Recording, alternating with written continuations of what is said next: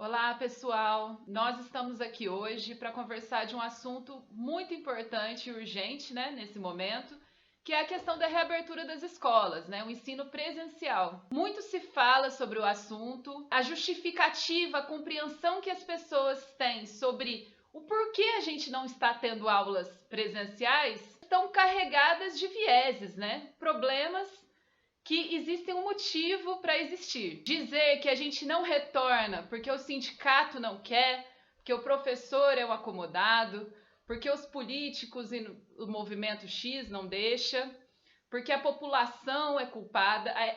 Todas essas justificativas, elas dificultam a gente entender o real cenário que o nosso país passa e que seria, né, esse cenário, esse contexto, o principal responsável pelo impedimento de retorno às aulas. Então, a primeira coisa que a gente tem que partir daqui hoje é entender que nós, professores, eu, professora do Vinícius Meyer, até tô com a camiseta hoje, todos nós queremos voltar para a escola. Ninguém está satisfeito com o ensino remoto. A forma como o ensino remoto acontece é preocupante, né? A gente entende os problemas que estão acontecendo de saúde mental com os alunos, de violência dentro de casa, das mães que não podem trabalhar porque não tem com quem deixar os filhos. Então é revoltante essa situação e é disso que a gente queria falar com vocês hoje. Então vamos lá, o que impede ou permite a reabertura das escolas? Eu vou trazer aqui 3 fatores que vamos dizer assim que são os principais e um depende do outro. O primordial, o fator que a gente vai observar os casos aqui dos países, né, que a gente fala muito sobre os outros países, é a questão da transmissão do vírus na sociedade. Então, quer dizer, a depender do nível de transmissão que a gente tem, as outras condições, elas não podem se fazer eficientes, tá? Então, se a gente tem um alto nível de transmissão do vírus na sociedade, os outros protocolos, rastreamento dos casos, eles não podem, por si só, garantir a segurança nas escolas. Sobre os casos, comparando o Brasil com outros países, o que a gente observa? Vocês devem estar vendo no gráfico aqui do lado, que o Brasil, ele tem uma onda que se inicia, né, essa onda vermelha, ela não abaixa, né? Ela continua alta. Assim como a onda dos Estados Unidos, que é essa azulzinha, também ela se mantém, né? Ela baixa um pouquinho ali, mas mais ou menos como a gente, mantém o nível alto de transmissão, contaminação e mortes da Covid ao longo do ano passado até esse ano. A gente tem outros exemplos. Agora os Estados Unidos baixou um pouquinho, né? Mas ainda assim está alto. Nos outros países, como vocês podem observar, a Itália, que está em azul, o que acontece? Ela baixa, depois aumenta de novo na segunda onda. A mesma coisa aqui com a França, Alemanha.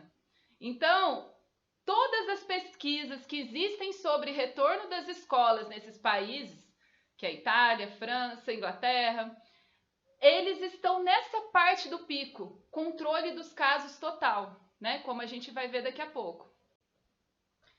É importante ressaltar que nesse momento a gente está vivendo a segunda onda, tá com uma previsão de baixar um pouquinho, né, o número de contaminação, mas ainda assim a gente vai manter naquela situação do ano passado em que existe uma estabilidade no nível de transmissão, mas num nível alto. O que não significa que a gente deva flexibilizar. Na verdade, a gente precisa adotar políticas para a diminuição dessa transmissão, coisa que a gente ainda não fez, né? Como país, não teve essa coordenação nacional para tal empreendimento. Então, vamos começar com um país exemplo de retorno às aulas. O Uruguai, até março desse ano, então, quer dizer, de março de 2020 até março de 2021, eles deixaram as escolas fechadas apenas por 3 meses. Isso é incrível, isso é um exemplo que a gente deve seguir. Agora, vamos entender o porquê que eles conseguiram fazer isso? Veja só que o país somou apenas 181 mortes durante todo o ano de 2021. Houve um controle de circulação muito grande e principalmente de testagem. Então, eles faziam um rastreamento de casos muito eficientes lá. E até quando você pensa o ensino remoto, porque ainda é híbrido, né? O ensino, eles garantiram e compraram computadores e internet para todos os alunos da rede pública, o que não é pouco. Só que chegou em março de 2020, uma das variantes que o Brasil produziu chegou até a fronteira com o Uruguai e aumentou o número de casos por lá e descontrolou. Então, eles tiveram que fechar as escolas porque está em alto nível de transição da Covid. Então, o Uruguai hoje não está com as escolas abertas por conta do quê? Do nível de transmissão. Por mais que eles tenham as outras condições de testagem, de protocolos. Os Estados Unidos, como a gente, também manteve, né? Depende do estado, mas manteve as escolas fechadas por muito tempo, com uma lenta reabertura. E isso não foi à toa, né? Como a gente viu no gráfico, Estados Unidos tem uma onda muito estável, a gente não tem um controle real dos casos no país. Só recentemente, né, a partir de janeiro, eles tiveram uma queda e existe hoje um plano para retomada, né, com um investimento de 740 bilhões de reais nas escolas, diretamente para compra de equipamentos, modernização do sistema de ventilação e pessoal médico. Então, existe esse plano e eles trabalham no sentido de diminuir, primeiro, a transmissão do vírus na sociedade e garantir as condições e protocolos para a reabertura. Um estudo muito citado é o estudo da Itália, né? O estudo que demonstrou que é possível reabrir as escolas com segurança. O que eles fizeram? No momento, né, que vocês vão perceber nesse gráfico que está aqui do lado, aqui em junho até comecinho de novembro, um controle geral dos casos na sociedade, eles reabriram a escola com teste em massa, rastreamento dos casos e protocolos e não aumentou o nível de transmissão. Só que, no momento em que começou a crescer o nível de contágio na sociedade, houve muitos surtos nas escolas e eles tiveram que fechar. Então, hoje as escolas na Itália também estão fechadas e eles estão adotando um rígido lockdown para diminuir, né, o contágio e as mortes no país. França, muito parecido com a Itália, também foi possível a reabertura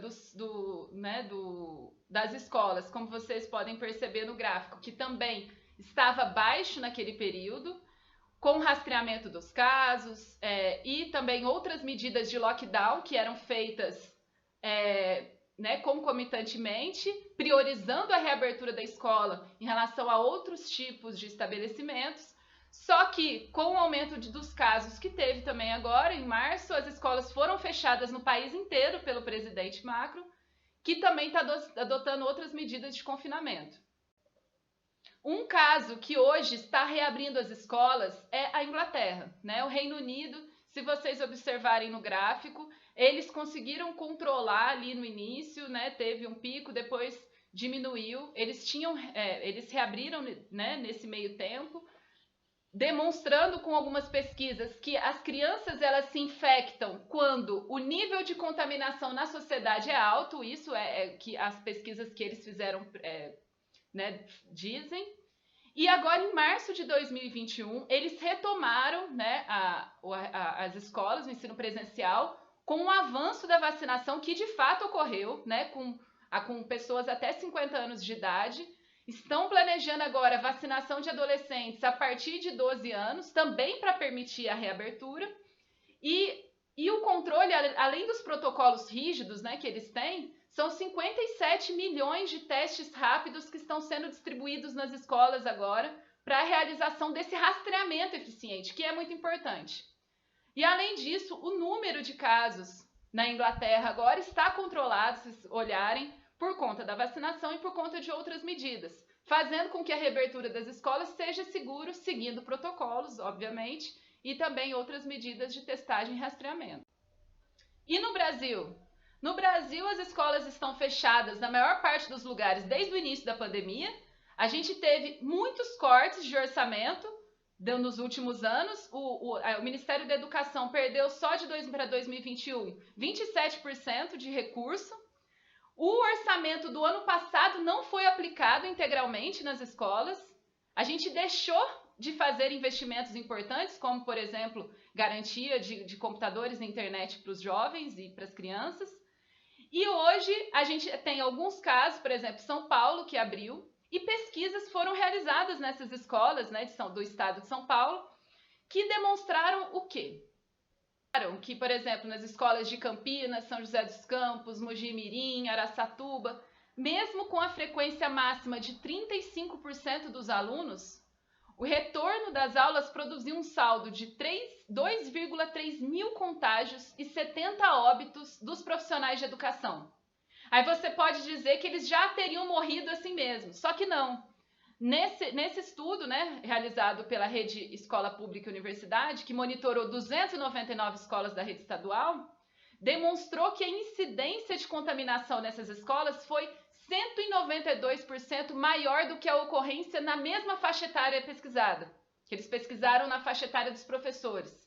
Então isso significa que as escolas elas serviram como um espaço de disseminação do vírus e assim aumentaram o nível de contaminação e mortes de Covid. Algo que a gente tem chamado atenção e tem tentado demonstrar para as pessoas do risco que é retornar às aulas nessas condições. O que não significa dizer que a gente é contra a reabertura das escolas. Então a reabertura da escola depende, né, a segurança da escola depende da circulação do vírus fora dela, né? Aí a gente conseguiu controlar o vírus fora, aí a gente vai pensar então políticas de rastreamento, testagem em massa, protocolos rígidos, ventilação, outros tipos de métodos para a gente garantir que os protocolos sejam de fato cumpridos dentro das escolas. Pessoal, dizer que a gente vai seguir protocolos e que isso vai trazer segurança é uma visão que não dialoga com a realidade, com o que os estudos vêm trazendo e o que a realidade concreta vem mostrando. Os surtos que ocorreram em diversas escolas, professores que estão morrendo por conta disso, não é algo que o sindicato está falando. Essa é a realidade. Por isso a gente alerta aqui não só os professores, mas também os estudantes e os pais, a família, para entender a gravidade desse problema e o que de fato a gente deve reivindicar. Então vamos para o próximo tema? E Pouso Alegre? De onde vêm as informações? De onde vêm os argumentos para ser contra ou a favor o retorno das atividades presenciais nesse momento? Bem, a Fiocruz ela tem um material de recomendações que já está na 3ª edição. Ou seja, é um material que veio sofrendo aí algumas atualizações ao longo do tempo, né? Fevereiro de 2021, esse material já se apresentava na 3ª edição. O que tem dentro desse material? Tem informações sobre a pandemia, tem informações sobre contágio, tem as recomendações, né, epidemiológicas e de controle nas escolas para que possa existir uma volta às aulas presenciais de forma segura. E é importante que a gente diga que é uma volta às aulas presenciais, porque as aulas nunca pararam, os professores nunca deixaram de trabalhar. Os professores têm dado aí sua vida pessoal, a sua estrutura familiar, tudo de si, para manter a educação de pé durante todo esse período, não é? Então, assim, o que esse material fala? Esse material fala da baixa possibilidade, do baixo impacto, né, de contágio junto a crianças e jovens? Fala, mas fala também de uma necessidade de um acompanhamento rigoroso e criterioso, porque ainda existem muitas dúvidas a respeito. Esse material fala da essencialidade da educação, fala isso muito enfaticamente, e fala também da necessidade de vacinação do corpo de trabalhadores da educação. E fala isso por quê? Fala porque os trabalhadores na educação são melhores que os outros trabalhadores? Não, é justamente pelo volume de contatos que um trabalhador da educação tem, né? E pelo risco que isso representa. Não se trata de ser melhor, se trata de exigência e de característica do próprio fazer profissional do trabalhador da educação. E aí, traz lá na página 11, se não me engano, uma série de recomendações na questão do controle epidemiológico para que a gente comece a ter um retorno presencial de forma segura. Fala de questões dos índices de contaminação, que são medidos em relação ao número de novos casos, fala do percentual de contágio, fala do percentual de leitos disponíveis, fala de síndrome respiratória aguda grave, então fala de uma série de indicações para isso, né? E aí, quais são os números? A gente vai mostrar aqui para vocês, tá? Essa tabelinha que está aparecendo aqui, ela é do material da Fiocruz. Ela não foi inventada pelo sindicato, ela não foi inventada pelo professor, ela é um material da Fiocruz. E neste próprio material se ensina a fazer os cálculos, que são quais? Número total de casos, de novos casos, né, nos últimos 7 dias, por cada 100 mil habitantes. Como é que você faz isso? Qual é o total de casos dos últimos 7 dias, dos novos casos dos últimos 7 dias? Esse total você tem que dividir pela quantidade de habitantes e multiplicar por 100 mil. Então, também não foi inventado pelo sindicato esse indicador, também não foi inventado pelo professor, né, aí da sua escola esse indicador. Isso tem nesse material, é só conferir. Por que eu estou colocando esses pontos? No dia 28 de abril, o Poder Público de Pouso Alegre, né, o Executivo de Pouso Alegre, publica um decreto autorizando o retorno das aulas presenciais na rede privada, apenas da rede privada. E por que eu faço esse destaque? Porque se a preocupação, conforme as últimas falas, é o tratamento com isonomia, com equidade de condições entre rede pública e privada, onde estava essa preocupação, né, do executivo ao fazer um decreto e liberar apenas a rede privada? Então, essa ameaça recente, porque nos parece um tom de ameaça, né? De que se não pode para um, não pode para outros, nos parece muito mais uma questão de pressão, novamente no tom de ameaça, do que preocupação com igualdade, com equidade, com isonomia, do que com qualquer outra coisa, não é? Mas vamos lá. Nos 7 dias anteriores a esse decreto, a gente fez aí um levantamento a partir dos dados informados pelo próprio site, pelo próprio boletim da prefeitura, né? Esses números, o que eles trouxeram? Um total de 792 casos. Foi do dia 20 ao dia 27 de abril, 792 casos. Bom, voltando para a continha, né? Como é que a gente faz? Divide isso por 150 mil habitantes, que é o número estimado de habitantes de Pouso Alegre, e multiplica por 100 mil. E a gente tem um indicador de 528. O indicador de risco de 528, deixando isso bem claro, tá, gente? Então, voltemos aqui, olha, não sei onde vai aparecer, para a tabelinha. Quem é que está mentindo para você sobre o risco? É o professor? É o sindicato? Quem que está mentindo sobre esse indicador de risco, né? Uma outra informação que também é pedida é a indicação de um percentual de leitos. Esse percentual de disponibilidade de leitos clínicos e de UTI é indicado que seja necessário, olha, que estejam 25% livres, em média. No dia anterior a essa liberação do decreto, o que a gente tinha? Nós tínhamos 82% de ocupação dos leitos clínicos e 107% de ocupação dos leitos de UTI. Fazendo uma média dos últimos 7 dias, conforme a gente fez, né, no item anterior, nós tínhamos ocupação de 98% dos leitos clínicos e 113% dos leitos de UTI. Hoje, esses leitos clínicos já diminuíram bastante e os leitos de UTI continuam acima de 110% de ocupação. Então, como a gente pode ver, bem longe da faixa livre indicada. E aí, a gente volta a perguntar, quem é que está mentindo para você? E tem também as indicações que são feitas para as escolas. É um conjunto de 5 indicadores que vai falar do uso correto de máscara, de álcool, de higienização e de um item que é muito importante, que é da capacidade de rastreamento de contato e colaboração com os departamentos de saúde. Bem, a gente tem aí um composto de 5 elementos pedidos para as escolas para que isso seja feito de forma segura, né? A capacidade efetiva de aplicação dos 5 requisitos para essa forma segura. Lembrando que isso depende de um controle comunitário, para que esses pontos da escola também possam aí contar a favor no controle epidemiológico, né?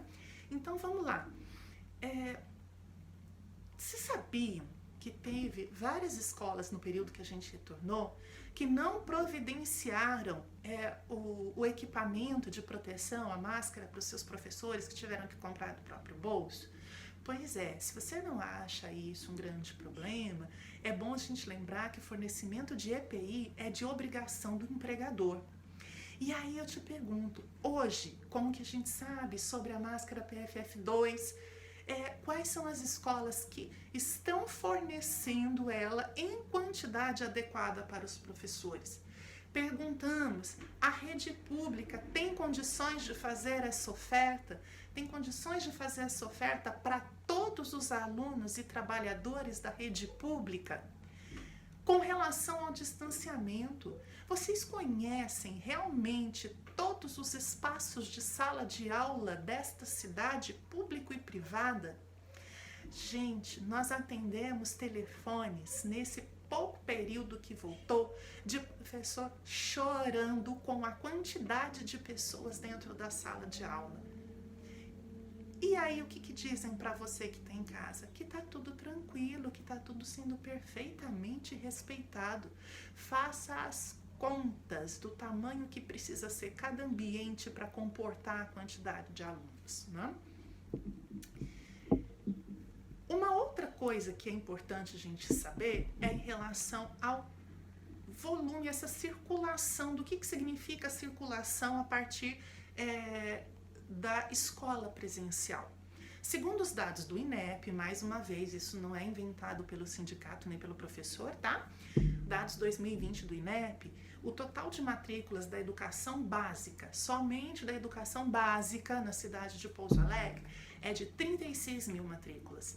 O total de professores, somente da educação básica, isso juntando público e privado, tá, gente? É de 1.720. Então, gente, vamos pensar uma coisa. Você consegue imaginar aí o que significa a circulação promovida e a interação promovida diariamente a partir desses números?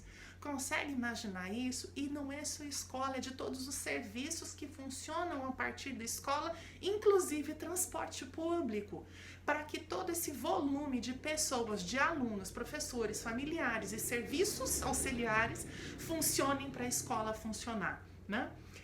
Aconteçam aí para a escola funcionar. Então dá para a gente perceber como isso tudo é muito diferente de bar aberto. Dá para entender como não dá para comparar, porque fulano A foi no bar, fulano B foi no salão, fulano C foi no mercado. Como é que essa interação a partir do ambiente escola é diferente? E por falar em interação, que interação é essa? Você sabe como é que funcionou em várias escolas durante o período que voltou, gente? Pois é, eu conto. Tem várias escolas que elas tinham um sistema de soar sino para trocar as máscaras, né? E aí você pensa naquela criança que fica lá o dia todo. Eu não tô nem falando do professor, tá? A gente consegue imaginar o impacto psicológico de uma sirene que te lembra a cada 2 horas de algo que você tem que trocar para proteger a sua vida? Consegue imaginar esse impacto? De não poder sair do lugar, de não poder sorrir para o seu coleguinha, de não poder tocar na professora. Escolas que não permitiam horário de intervalo com a circulação das crianças porque simplesmente era impossível qualquer tipo de controle. A gente consegue entender o que isso significa? Se é essa interação que realmente está fazendo falta, porque essa é a condição possível para esse momento. Então, como? Ainda se admitido fosse, essa seria a condição possível, né?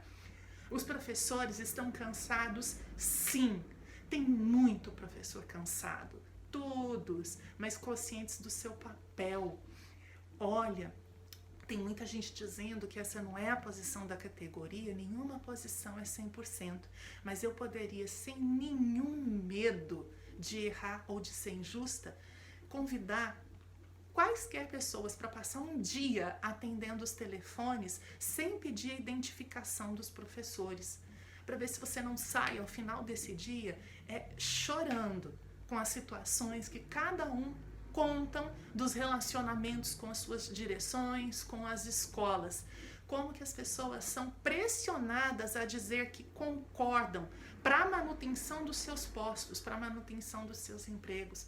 Como que as pessoas nos procuram para dizer que não têm a liberdade sequer de curtir postagens, porque estão sendo observadas por isso. Então, gente, esse material aqui é para apresentar para vocês uma outra perspectiva e para perguntar, a partir disso, mais uma vez, quem é que está mentindo para você? É claro que a gente é a favor da educação presencial. É claro que a gente entende a educação como uma atividade essencial. Porém, essencial nesse momento é a proteção da vida. Mais essencial do que qualquer coisa é a proteção da vida. A gente quer a educação presencial, sim, sempre foi a nossa bandeira, presencial, pública, de qualidade para todos. Só que a gente quer condições mínimas para isso, condições de segurança verdadeiras, comunitária e escolar. Obrigada.